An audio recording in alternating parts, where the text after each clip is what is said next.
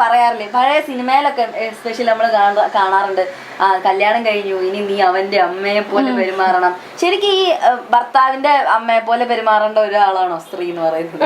അല്ല, ഞാൻ നേരത്തെ പറഞ്ഞില്ലേ ആ സ്റ്റേറ്റുകൾ. അപ്പം തിരിച്ച് അവരുടെ മനസ്സിലുണ്ടാവുമല്ലോ ഈ ബിലീഫ്, അതായത് ഞാൻ ഒരു മദർ റോളും കൂടി എനിക്ക് അതിലുണ്ടെന്ന്. ഇത് എൻജോയ് ചെയ്യുന്ന ആൾക്കാരുണ്ട്.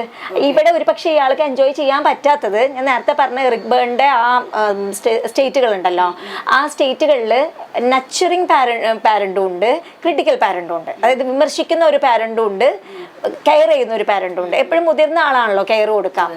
ഇതിൽ നച്ചറിങ് പാരന്റ് നമുക്ക് എല്ലാവർക്കും ഇഷ്ടമായിരിക്കും. മഴയുള്ളപ്പോൾ പുറത്തേക്ക് ഇറങ്ങുമ്പോൾ കുട എടുത്തിട്ട് പോ, നീ കുട എടുത്തോ എന്നൊക്കെ ചോദിക്കുന്നത്. ആങ്സൈറ്റിക്കാരാണെങ്കിൽ എന്ത് ചെയ്യും, ആ കുട അവരെന്നെ എടുത്തു വെച്ചാലും പിന്നെയും ചോദിക്കും കുട എടുത്തിട്ടില്ലേ, ബാഗിലില്ലേ, ഒന്ന് നോക്കി തുറന്നു നോക്കി ഉണ്ടല്ലോ അല്ലേ, ആ കുട തന്നെയല്ലേ എടുത്തത്. ഇതാണ് വ്യത്യാസം. നച്ചറിങ് പാരന്റ് ആവുമ്പോൾ അവരൊരു ബാലൻസ്ഡ് ആൾക്കാരാണെങ്കിൽ ഇത്രയും ചോദ്യങ്ങളൊന്നും ഉണ്ടാവില്ല. കുട എടുത്തിട്ട് പോ, കുട എടുത്തോ, കഴിഞ്ഞു.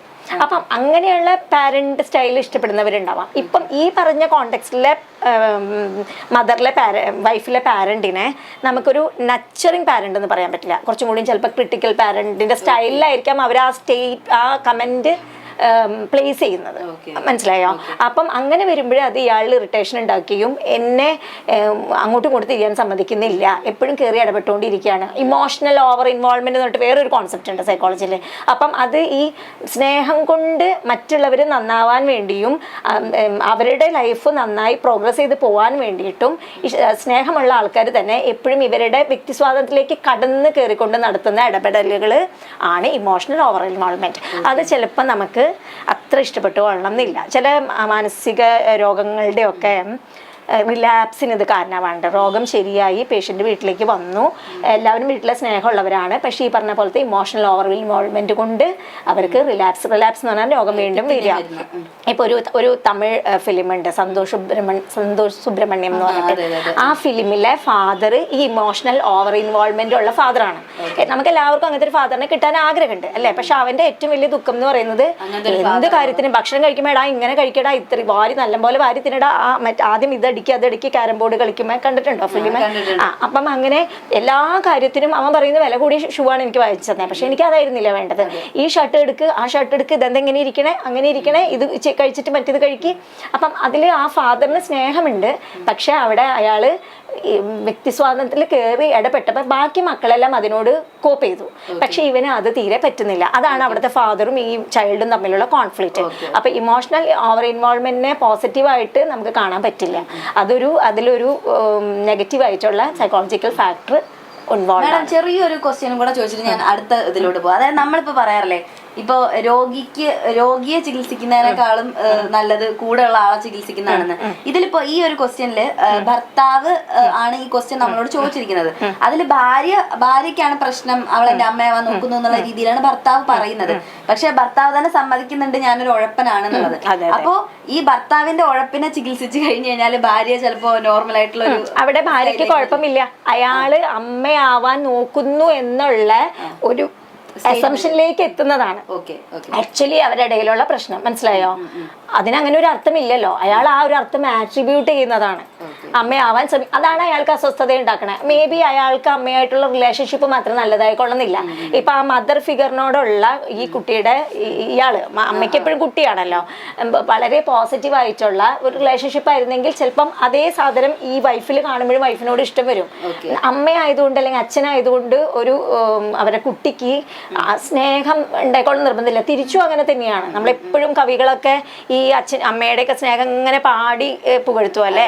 പക്ഷെ കുഞ്ഞിന് ഞാൻ മനസ്സിലാക്കിയിട്ടുള്ളത് കുഞ്ഞുങ്ങൾക്കാണ് അതിനേക്കാൾ അൺകണ്ടീഷണൽ ആയിട്ടുള്ള ലവ് ഉള്ളതെന്നാണ്. പക്ഷെ അതാരും പാടി പുകഴ്ത്താറില്ല, കാരണം അവരെ ടേക്കൺ ഫോർ ഗ്രാൻറ്റഡ് അങ്ങനെയാണ്. അപ്പം ആ ബന്ധം നല്ലതല്ലാത്ത ഒരു പാരന്റ് ചൈൽഡ് റിലേഷൻഷിപ്പ് ആണെങ്കിൽ ഈ വൈഫ് ആ റോള് പ്ലേ ചെയ്താൽ അവർ തമ്മിൽ കോൺഫ്ലിക്റ്റ് ഉണ്ടാവും. അപ്പം അങ്ങനെ ഒരുപാട് ഇൻട്രാസൈക്കിക് അല്ലെങ്കിൽ ഭയങ്കര അൺകോൺഷ്യസിൽ കുറേ സൈക്കോളജിക്കൽ സാധനങ്ങൾ ഉണ്ട് നമുക്കൊന്നും അറിയാത്ത. അപ്പൊ ആ ഡൈനാമിക്സ് എല്ലാം ഇവിടെ വർക്ക് ചെയ്യും.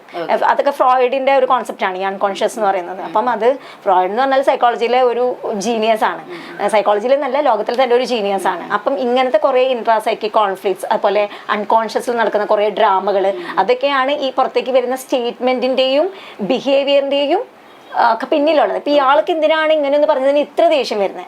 മനസ്സിലായോ? പല പോസിബിലിറ്റീസ് ആവും. ഒന്ന് ചിലപ്പം ഇയാളുടെ മദർ ചൈൽഡ് റിലേഷൻഷിപ്പ് അത്ര നന്നായിരുന്നിട്ടുണ്ടാവില്ല. അതല്ലെങ്കിലും ഈ വൈഫ് ഇത് പ്രസന്റ് ചെയ്യുന്ന രീതി ഒരു ഇറിറ്റേഷൻ ഉണ്ടാക്കുന്ന പോലത്തെ ആയിരിക്കാം. വേറെ ഒന്ന് ഇയാളുടെ ഈ അസംഷൻ, ഇവളെന്റെ അമ്മ, ഇവളെന്നെ ഭരിക്കുന്നു. മനസ്സിലായി? തിരിച്ച് ഭാര്യയ്ക്ക് എന്താ? തിരിച്ച് ഭാര്യയ്ക്ക് ഇങ്ങനെയൊക്കെ ജീവിച്ചാൽ മാത്രമാണ് ലൈഫ് അടിപൊളിയാവുള്ളൂ, അല്ലെങ്കിൽ നമ്മൾ നന്നായി ജീവിക്കുള്ളൂ എന്നുള്ളൊരു അസംഷൻ അവർക്കുണ്ട്. പക്ഷേ എല്ലാം സിസ്റ്റമാറ്റിക് ആയിട്ട് കൃത്യമായിട്ട് ചെയ്തു വന്ന ആൾക്കാർ എൻഡ് ഓഫ് ദ ലൈഫിൽ ഭയങ്കര ഹാപ്പിയാണോ? അങ്ങനെ അല്ലാത്തവരും ഇല്ലേ? അപ്പൊ നമുക്ക് കൃത്യമായിട്ട് ഇങ്ങനെയാണ് പറയാൻ പറ്റില്ല. വാഴ എന്ന് പറയുന്ന സിനിമയും കണ്ടിട്ടുണ്ടോ എന്ന് എനിക്കറിയില്ല. വാഴ എന്ന് പറയുന്ന സിനിമ പ്രേക്ഷകർ കണ്ടിട്ടുണ്ടെങ്കിൽ അതിലും പറയുന്നത് ഇങ്ങനെയാണ്, നന്നായി പഠിച്ചാലും പഠിച്ചില്ലെങ്കിലും അറ്റ് ലാസ്റ്റ് ലൈഫ് ഹാപ്പി ആണെന്ന് യാതൊരു നിർബന്ധമില്ല. ഒരുപാട് ആൾക്കാർ അങ്ങനെ ഇല്ലേ? പഠിത്തം മാത്രമല്ല, അവർ നന്നായി പഠിക്കുന്നവർ വിചാരിക്കുന്നത് നന്നായി പഠിച്ചാലാണ് എല്ലാം ശരിയാവുന്ന. നമ്മളും അങ്ങനെ തന്നെയാണ് വിചാരിക്കുന്നല്ലേ. അതുപോലെ എല്ലാ കാര്യങ്ങളും ലൈഫിൽ സമയത്ത് കൃത്യമായി ചെയ്താൽ എൻഡ് റിസൾട്ട് ഭയങ്കര നല്ല ഔട്ട്കം ആയിരിക്കും എന്നാണ് നമ്മൾ വിചാരിക്കുന്നത്, അല്ല വിശ്വസിക്കുന്നതും അങ്ങനെയാണ്, പഠിപ്പിക്കുന്നതും അങ്ങനെ. പക്ഷെ അങ്ങനെയാണോ നമ്മൾ നോക്കിക്കഴിഞ്ഞാൽ അത് അങ്ങനെയല്ല എന്നുള്ളത് കൊണ്ട് എല്ലാം അങ്ങനെയല്ല എന്ന് പറയാൻ പറ്റില്ല. ചിലത് അങ്ങനെയും ഉണ്ട്.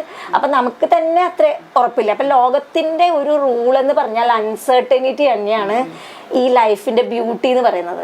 മനസ്സിലായി? അപ്പൊ നമുക്ക് ആ അൺസർട്ടനിറ്റി മാറ്റാനൊന്നും നമുക്ക് പറ്റില്ല. അപ്പൊ നമ്മളോട് ഭയങ്കര ജെന്യൂനായിട്ട് ആ ഇന്റഗ്രിറ്റിയോടുകൂടി ബിഹേവ് ചെയ്യുക എന്നുള്ളത് മാത്രമാണ് ഏറ്റവും നല്ലത്. അപ്പൊ വിൽ റെസ്റ്റ് ഇൻ പീസ്. ഒരു ചെറിയ ഇടവേളയ്ക്ക് ശേഷം തിരിച്ചു വരാം.